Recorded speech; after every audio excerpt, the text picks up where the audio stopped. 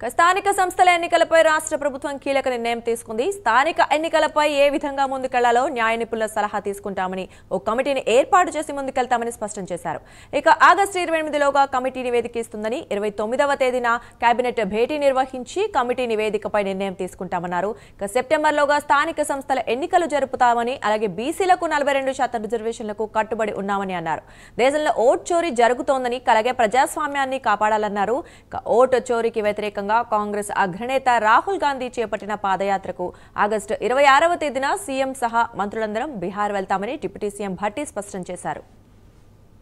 రాహుల్ గాంధీ గారు చెప్పినట్టుగా సిపెక్ సర్వే చేయడం ఒకటే కాకుండా ఆనాటి ఎన్నికల వాగ్దానం మేరకు ఓబీసీలకి 42% రిజర్వేషన్ ఇస్తామని కాంగ్రెస్ పార్టీ ఇచ్చినటువంటి వాగ్దానం మేరకు సర్వే చేపించి, క్యాస్ట్ సర్వే జరిపించి, ఆ సర్వే ద్వారా వచ్చిన సహేతుకమైనటువంటి సంఖ్యతో శాసనసభలో ప్రవేశపెట్టి, ఆ శాసనసభలో ఆ సంఖ్య ద్వారా ఓబీసీలకి 42% రిజర్వేషన్ని బిల్లుల రూపేణా సభలో పెట్టి బిల్లు పాస్ చేసి, 2 బిల్లులు, ఒకటి స్థానిక సంస్థల ఎన్నికల్లో 42% రిజర్వేషన్ కల్పిస్తూ, రెండవది ఉద్యోగ అట్లాగే విద్యా అవకాశాల్లో రిజర్వేషన్ కల్పిస్తూ చేసినటువంటి 2 బిల్లులు.